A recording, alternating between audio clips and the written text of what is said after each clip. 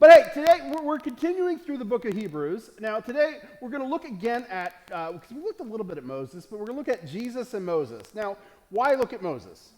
That's kind of like after I kind of read the passage and went back, I'm like, why are we kind of landing on Moses again?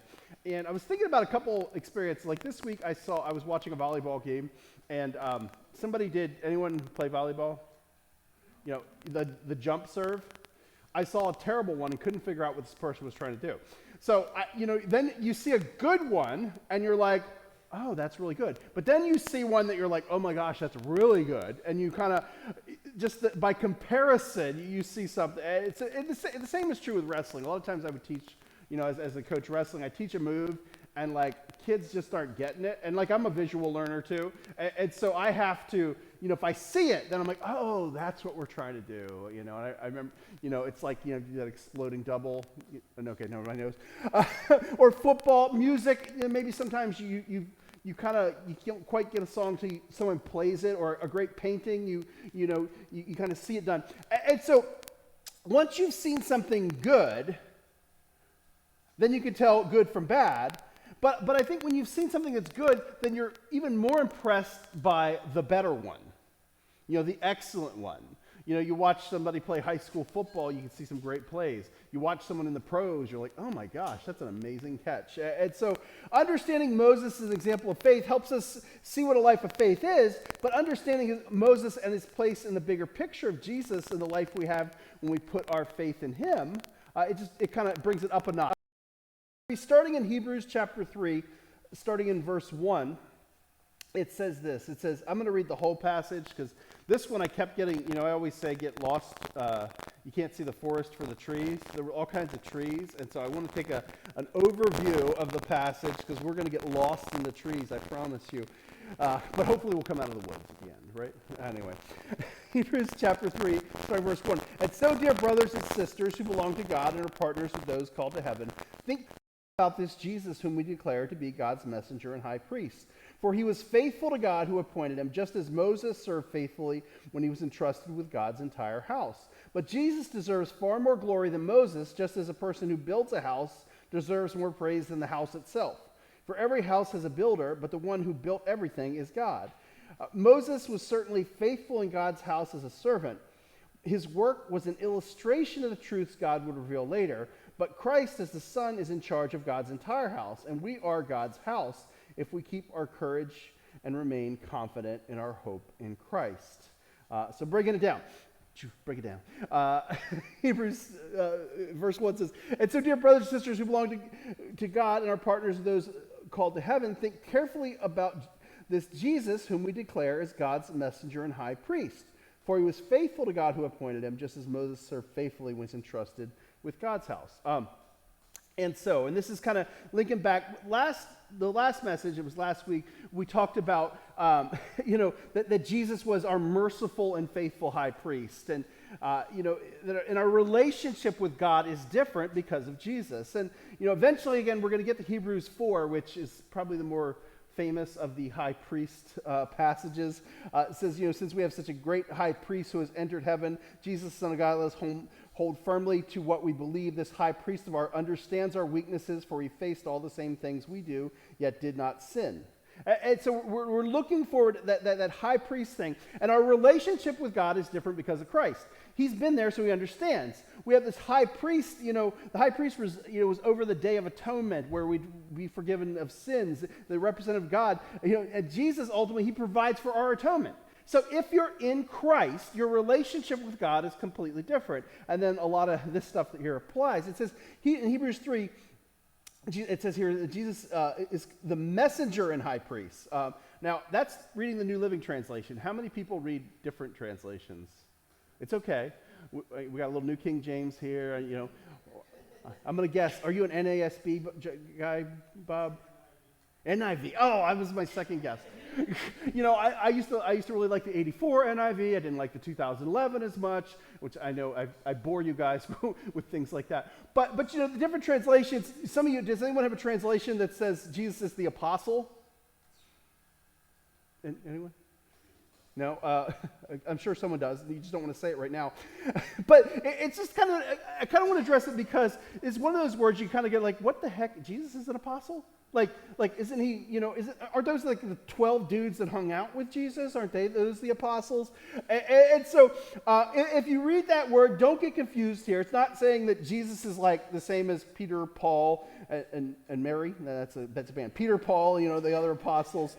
It's an interesting thing because we translate most Greek words when we read the New Testament. They've been translated for you, and so, periodically I get like, messages after church, because, sometimes I'm here, I'm finishing up a few things, and I'll be like, hey, people are like, what Greek word is used in that passage you used today for this thing? Some of you are like nerdy like that.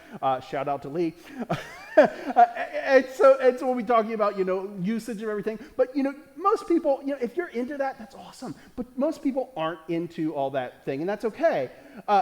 But, when we read most words in the New Testament, we're reading the translations, right? And so earlier we read brothers and sisters, and, I didn't say adelphoi, right? Because you're like, what's an adelphoi? Well, it's plural, actually, But and here it's translated brothers and sisters. But here, the apostle is one of those words that sometimes when it shows up like here, for some reason, translators, because of kind of what apostles are, they just kind of leave it as is. And so it's actually from apostoleo, and the idea is a sent one. And so a messenger, a sent one who has a message. And so it kind of gets translated here in a way that might trip you up to kind of throw you off, but now you know. And so, there's like big A apostles. There are, people like, Peter was an apostle.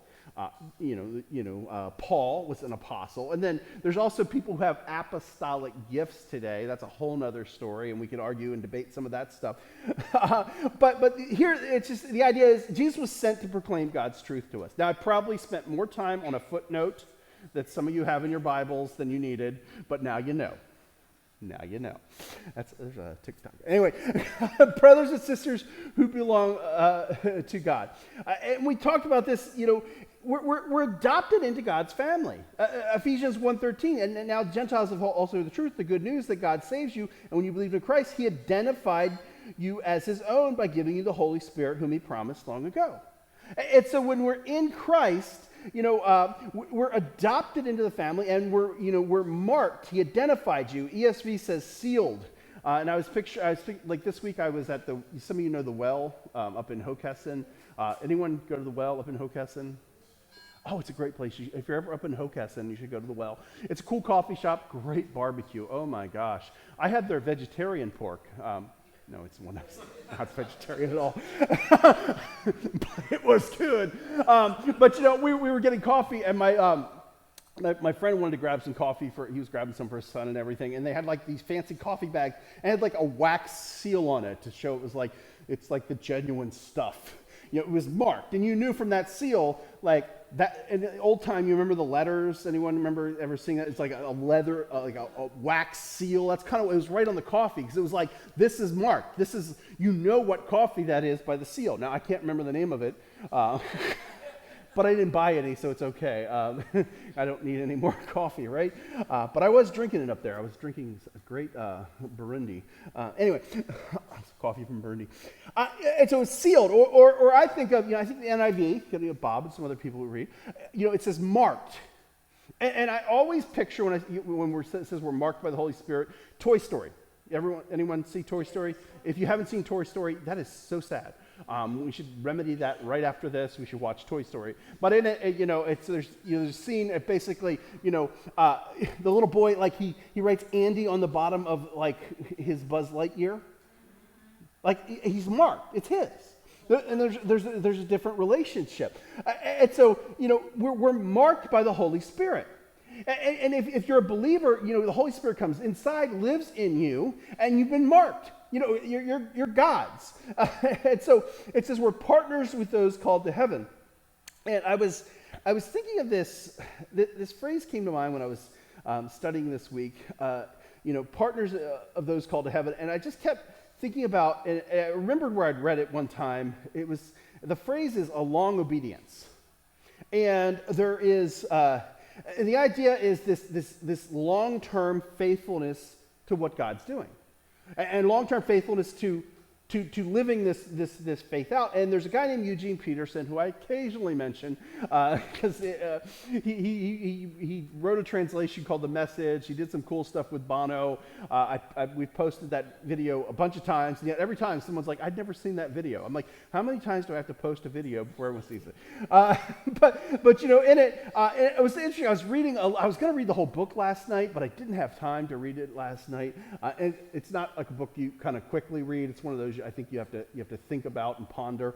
But apparently I was reading some of it last night, and Eugene actually stole it from Nietzsche. So Nietzsche beat you to it. But he credited Nietzsche. It's okay, he footnoted. But I don't know the original context. I really wanted to dig into it, but I was like, I just ran out of time. I spend way too much time researching the history of a quote and how it was used, but it's just the way I'm wired, so forgive me. But however it was used originally, Peterson kind of grabs it, and the idea is, just this a long-term faithfulness. And a lot of the spiritual life, it's been said, it's not a sprint.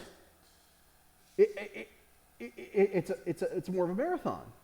It's this long-term faithfulness through life. Now, somewhere I still have it on my desk, and I have like my field day ribbon from like the second grade. I know you're thinking that's sad that you have your field day ribbon from the second grade on your desk. It hasn't always been there. There was some attic problems with a tornado that I won't mention, and so we've got stuff. We're sorting it, and I found it, and I've held onto it so long now you can't get rid of it. I've thrown away a lot of my trophies from like stuff when I was an adult and it's like, whatever, take a picture, here we go, shuck it. I don't care. But it's hard to throw away like the little ribbon from field day at Alan Freer.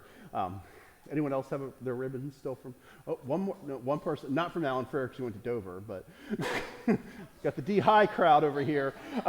We got some back there too. We got D-High people everywhere today. They're everywhere. They walk among us. Anyway, but what was my point with that? It's more of a marathon, not a sprint. And faithfulness to God is this marathon, and there's a lot of opportunity to be faithful, but there's also a lot of opportunity to veer off.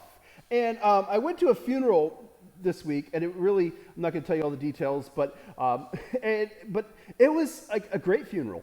Now, I know that sounds odd to say it was a great funeral. I mean, it's never good. It's always painful when people pass, but it was the kind of funeral where it was someone who was just faithful to God. And it was like, it was a joy because ultimately they're with their Savior, and there's this joy. I do a lot of funerals where I'm not so sure about things. And not so sure about how things worked out. And those are more awkward. but I love this idea. Hopefully, someday I will die. I don't know if you knew this. The death rate hovers at around 100%, right? And so eventually, I always joke, I have all these things I want at my funeral. I want candy up there and everything, and because they're sad, but there's candy. I don't know. Maybe we'll have Five Guys or something. That was a strong yes. It's like you're kind of hoping I go this week. Awkward.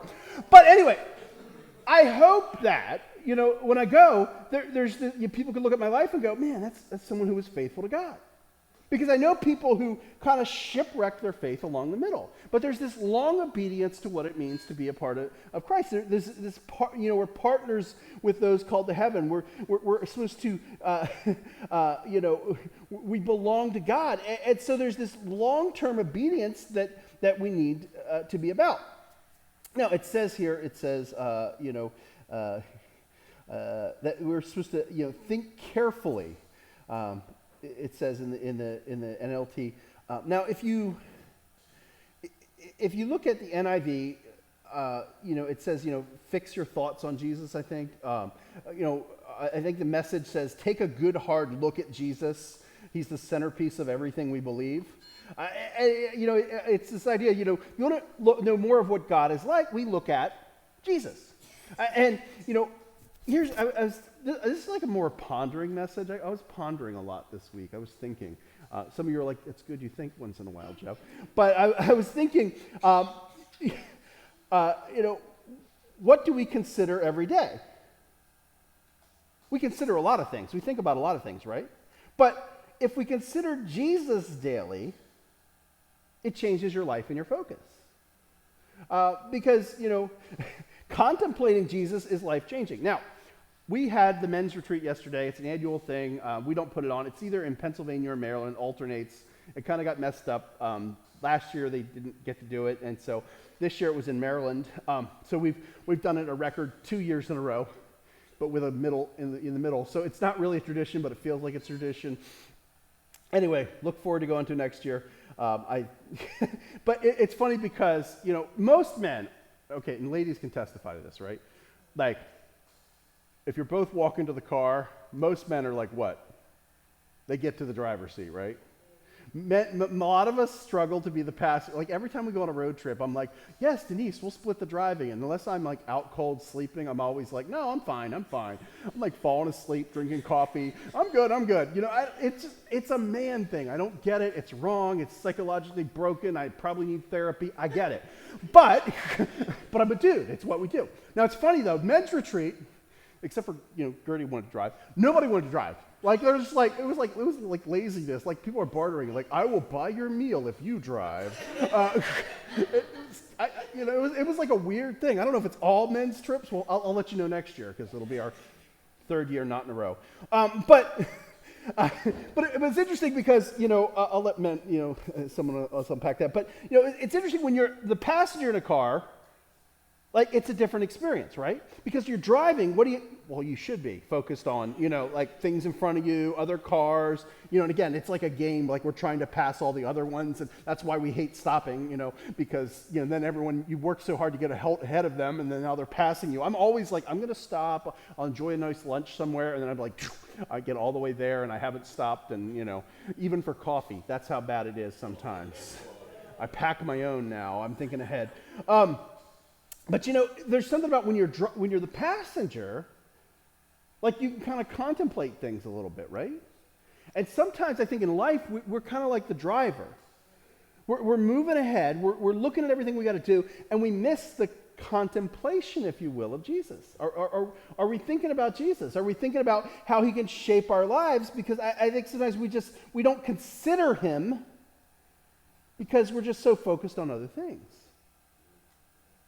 And I think sometimes, even the weekly thing, the church thing, is this time to recenter, refocus our lives on, hey, are we considering how Jesus fits in with our daily lives? Now, yesterday, men's thing, we went to Five Guys, which I mentioned earlier, and got a very strong reaction, especially, even some of the women,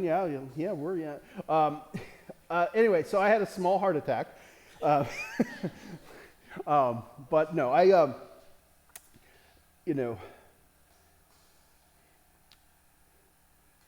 overindulged. Which you expected, right? Like, you're not, like, surprised by this. Like, oh, Jeff overindulged at Five Guys. I had the large fries, which is, like, not only a big cup, but then it's, like, 3 scoops after they put it in the bag. And some of you are hungry right now. Some of you are Googling where Five Guys is. Because it was wonderfully, beautifully greasy. Now, there's a whole other sermon I'm going to leave alone there. Because there's like certain sins we'll allow in the church. Like, I'm sitting here telling you about my gluttony, and everyone's tracking with me, right? Like, if I said I was adulterous yesterday, you'd be like running me out of here. I'm telling you about my gluttony. You're all like, yeah, let me join in. Whole nother sermon for a whole nother day. We'll offend every American there. Anyway, after my small heart attack, no, I have not eaten since Five Guys. I don't even know if I'm going to eat lunch today, right? I mean, it's like that amount of grease. I mean, one, it's enough calories for like a whole day, and then it's like enough grease for maybe 2 or 3 days. But here's the thing. Eventually, though, I need to eat again, right? And I think sometimes, like, we treat church like Five Guys. You binge, You get your Jesus, and then we kind of don't think about it for another week. Now, you wouldn't go to maybe you'd go to Five Guys and not eat for another week. You probably could live on that. I heard they might get one in Camden. Is that true? No. Oh, phew. Not yet. But you kind of wouldn't binge on anything else and then not eat again for the week. But sometimes we treat church that way. We binge on Jesus, and it's good. It's a good buffet. It's not like Five Guys. It's probably going to lessen my life by several years. But and it was interesting on Twitter. I've been getting more on Twitter. I also get disgusted with Twitter because everyone just gets really offended at everything. It's like more like fretter. They like to fret and argue about all kinds of stuff. But it's interesting because just random people, you see their tweets. I'm not even sure why. Somebody last night, they're like, I don't know why I'm seeing this tweet. I'm like, well, you're tweeting that to Twitter, but Twitter just shows you stuff. You could just not. Anyway, but it was like confused people on Twitter, which was just fun to watch. But someone tweeted a picture of, and maybe some of you will remember this, because this was like, 90s, 2000s, I think, when it came out, the 1 Minute Bible. Anybody remember that? The 1 Minute Bible. And the idea is that it broke it down into some of you remember, yeah, I'm getting nods here. But it's like, the idea was it would take you about 1 minute to read something. I don't know if you're just reading Jesus wept every time, I don't know, because it's the shortest verse in the Bible, it fits in there. But here's the thing. I kind of laugh because, I guess it's better of 1 minute of the Bible than no minutes, right? Like, 1 is greater than 0 if you don't know your math equations there. But I kind of wonder, sometimes it's like almost like it's made it like too easy to kind of think you're getting something but not really contemplating Jesus. Because it's like they make it so bite-sized. I just wonder how, and again, I don't have the 1 Minute Bible. If we had a used bookstore, I'd go look for it today. I could probably see what's in it. But someone once said, 7 days without reading the Bible makes 1 week. See, it's a bad pun and a truth, because you're thinking W-E-E-K, W-E-A-K, for those who can't spell, didn't miss that. But is a minute enough to consider Jesus? And we live in a world full of distractions. And those of us who tend to the ADD side understand, it's like, oh my gosh, I get distracted by everything. What's that? No, I'm kidding. Some of you looked. And I kind of feel like sometimes like I'm in a pinball machine, right? Like it's like big. Yeah. Some of you remember pinball? Like it was this big machine and there was a metal ball that went around. And some of you have played it on like, a digital version of it. I don't know. But, ping pong, I'm saying ping pong. See, that's how bad I am. Pinball, the ball kind of bounces around. And I think sometimes our attention and our thoughts bounce around like that. And we struggle to really contemplate and consider Jesus and how he fits into our world. Now, we live in this world of distractions. How many of you have received a text since I started preaching? Some of you text me while I'm up here and I forget to turn it off on the iPad. And I'm like reading your text, but trying to not read your text. We used to film it off my phone and people would be calling me. And I'm like, you were in the service. Why are you calling? No, it's hard. But we get. If you didn't get a text, did you get an email? Some sort of notification for something on your phone. And it's like there's these constant distractions. And so it is this fight in this world to really to focus our attention on Jesus. In a world of distractions, we need to be careful to set aside time to consider Jesus daily. Verse 3 says, but Jesus deserves far more glory than Moses, just as the person who builds a house deserves more praise than the house itself. For every house has a builder, but the one who built everything is God. Now, houses are beautiful, right? Like you can have a beautiful house. I saw a picture today. I actually screenshotted it because it was hilarious. It was like, I don't know why it's advertising rehab places to me. Maybe they found out about my gluttony problem. I don't know. But it was like beautiful rehab places in Delaware you wouldn't believe exist. And I'm looking at it and I'm like, yeah, on a giant lake surrounded by mountains. I'm pretty sure that doesn't exist in Dover, so I'm going to go with yes, I don't believe that. But like it was beautiful. And like if you see a beautiful house, who gets the credit for building the house? Does the house build itself? I mean, I take IKEA furniture home, I open up the box, I throw it on the floor. It has yet to assemble itself, right? I'd like it to, because sometimes those directions are a little cryptic. But you praise the builder of the house. You go, oh man, great job. That's why they put their little sign out front, built by so and so, because you come by, you go, oh, it's a beautiful house. Oh, they built a beautiful house. I'm going to hire them. We praise the craftsman, not the craft. You see a beautiful painting. You praise the artist. You hear beautiful music. You celebrate the artist. And so Moses led the house of faith in the Old Testament, but Jesus built the house. Jesus is better than Moses. The author's still building on that. And, Moses was sort of like the goat of Judaism. He was the greatest of all time. Not an actual goat. I don't want you to, But Jesus, Jesus is the goat for everything. Does anybody remember Little Rascals? Like, not the 90s remake, but the original one. Like, that was the kind of stuff we watched on, like, Sunday afternoon, because that was, like, the only thing on TV on Sunday afternoon. Some of you don't understand the struggle. But I remember I'd always, it wasn't called, like, Our Gang or Little...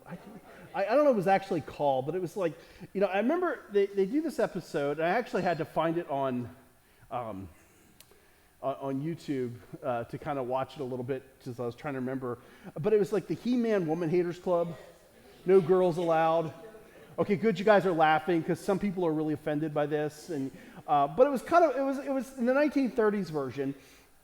I didn't watch the 90s remake. I watched part of the clip, and it's like they definitely did something different with it, so I don't know. But it was formed by Spanky and some boys because they didn't get invited to a party by some girls. So, we hate women, But anyway, turns out they liked the girls by the end. It didn't last long with Alfalfa as president because he was actually writing a love letter and everything. Anyway. But here's the thing. We're not hating on Moses. It's not the He-Man Moses hating club. Moses did a good job. Moses he was God's man for the time.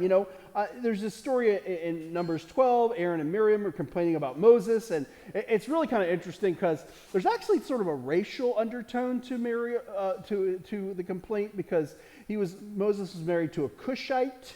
And it would be fun to unpack that sometime in a group, but there's this pushback against him, and so God speaks up, and it says verse 3 says, now Moses was very humble, and then the Lord calls together Moses, Aaron, Miriam, and says, hey, three of you out of here, and it says, calls out to him and says, now listen to what I say. If there were prophets among you, I, the Lord, would reveal myself in visions. I would speak to them in dreams, but not with my servant Moses. Of all my house, he's the one I trust. I speak with him face to face, clearly and not in riddles. He sees the Lord as he is. So why were you not afraid to criticize my servant Moses? So Moses, he's number one. In the Hebrew Bible, the Old Testament, Moses is the goat. In part because he is more humble than any person on earth. God reveals himself to him. And Moses is, Moses was certainly faithful in God's house servant. His work is an illustration of the truths that God would reveal later. So Moses was faithful in the job that God gave him. He chose God versus the pleasure and the treasure of Egypt. We're going to get to that later, in Hebrews. He was raised in a household. He could have chosen that, but instead he associates himself with his people. He foretold plagues and salvation through the Passover lamb. He entered the Red Sea. He reflected God's glory. He delivered the law. He pointed ultimately to Jesus. Good stuff. Now, he did kind of mess up a little bit. He wasn't perfect. Numbers 20, he messes up and doesn't get to go in the promised land. Maybe we'll bring that up, but not now. But Moses is this model of faith for the Jewish people. They would have had a WWMD, bracelet on. What would Moses do? Come on, that was good. Man. No love for that. But his work. But it says this. It says his work was an illustration of the truths God would reveal later. And that's something we talk about a lot here. Is like we did communion last week, right? Was it last week? 2 weeks ago? My gosh, I'm not good with dates and time, am I? It really was 2 weeks ago? It was last week. Okay. For once, I'm not the disorganized one. I had it right. Communion last week, and it was based on, do you remember, the Passover meal? And so Moses gives us the Passover meal, and the idea was that the lamb was slain, there's blood over a door, it saves the people from death. But, the greater truth we see in the New Testament is that points to Christ. He's the lamb that takes away the sin of the world. And we can all avoid death when we put our faith in him. And so the Hebrew Bible, the Old Testament, which Moses gives us a chunk of it, is pointing to the fact that we have forgiveness in Christ. And so, his work was an illustration of the truths, that God would reveal later. And so we see a bigger picture in the New Testament. But it says this, but Christ as the Son is in charge of God's entire house, and we are God's house if we keep our courage and remain confident in our hope in Christ. The Son is in charge of the whole house. Christ is in charge. He runs the show. Anyone ever work for a family business? Anyone ever supervise a child of you work for the family business, but you're supervising one of the children of the owner? Guess what? You might be the supervisor, but not for long. Because eventually what happens with a family business, 99% of the time, it gets passed on to the kids. So you might even find yourself as a supervisor, but eventually you're going to find yourself as the supervisee. Because they are going to come into it and own the business. And if you don't realize that, it's going to be awkward at some point. You might be a great employee, you might supervise the son, but make no mistake, the son inherits the business, not you. And so Moses was a great servant, but ultimately Jesus is the son. He is the creator, he is the inheritor, if you will.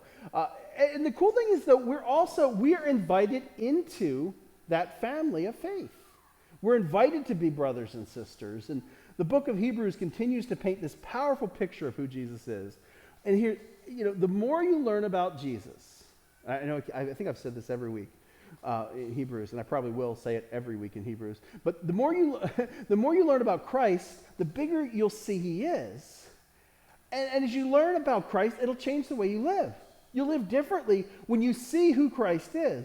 When you see the big picture of him, you're gonna look at life differently. You'll look at your struggles differently. You'll look at relationships differently. It says, we are God's house. We're born again through the resurrection of Jesus Christ from the dead. We have a new relationship with God the Father, a new inheritance. We're called into a living hope, as Peter says. 1 Peter 2:5 says, and you are living stones that God is building into his spiritual temple. What more, you are his holy priest. Through the mediation of Jesus Christ, you offer spiritual sacrifices that please God. We're these living stones, not 2x4s and drywall. I always, it's funny because when you hear Jesus carpenter, do you think 2x4s and drywall, or is that just me? The actual word is, it can also mean stonemason. So I always picture the houses being made more like stone, maybe stucco. I don't know. That's just an image I have. And so. And I had a friend named Charlie who was like a stonemason when we lived in Maine. Man, you ever shake a mason's hand? Not like mason, like funny hats and rituals, but like the people with who actually work with stone. You ever shake their hand? It's like you think of yourself as less of a man after shaking their hand. They've got muscles you never knew that you were supposed to have. Anyone else? Just me and Bob apparently. 3 of us. Okay. What do I hear 4? And so, Jesus was a carpenter, built houses, as a man, and now he's building us into something. It says, we're a spiritual temple. We don't go to the temple now. We are the temple. We don't go to priest. We are the priest. And therefore, we live differently because of it. Jesus is better, greater, infinitely more, infinitely better. His death makes the way for us to be adopted, and ultimately we have a Savior if we respond, in how we live. we were at the men's conference yesterday. We were talking about the different speakers and what we got out of it, and there were some good things. And I'm not saying there's a bad thing here. But there was actually a good thing. I haven't read the book yet, so I'm going to put a disclaimer there. I read a lot of titles of books, and I get like an idea of what they're probably about. Who knows if that's what they're about? But I got something out of it. But I think the book was called, Mark Batterson, who's a pastor over in D.C. I've got a bunch of his books on my shelf if you want to borrow any. But I think the book is called Do It for a Day. And I'm getting nods from people who were at the conference because you don't know. You're like, I don't know, it was something like that. But, but the idea was you could do anything for a day. So like if you struggle with faithfulness in something, could you do it for a day? And again, I haven't read the book, but I was thinking about that because sometimes, you might struggle with being angry at your spouse sometimes and not acting right? The only people who don't struggle with that are single people. But could you live it for a day? Could you work on a day? And I think, and someone, it reminded me of a saying that's, the idea that I was thinking earlier that, long obedience in the same direction. It kind of fit under that because it's like, it's, one step at a time. And there's the old expression, and I can't remember who said it, journey of 1,000 miles begins with the first step, the single step. I don't know. Translate it from whatever language. But point being is, life is about steps.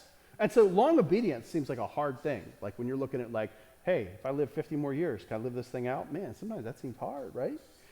But could you do it tomorrow? Could you take that step for tomorrow? And so, what's your next step of faith? I mean, for some people, it's just going to be believing. We talk about the ABCs of faith. Admit that you're a sinner. Like, acknowledge that. Like, we're kind of a little messed up. And then believe that Jesus is God's son, that he was sent here for the forgiveness of sin, for my sins when I put my faith in him, and then commit to living it. And so for some of us, first step might just be take that first step of faith. Say a little prayer, commit yourself to God, talk to us, we'll help you get on the right path. For some of us, maybe that first step is, giving up a sin you hold on to.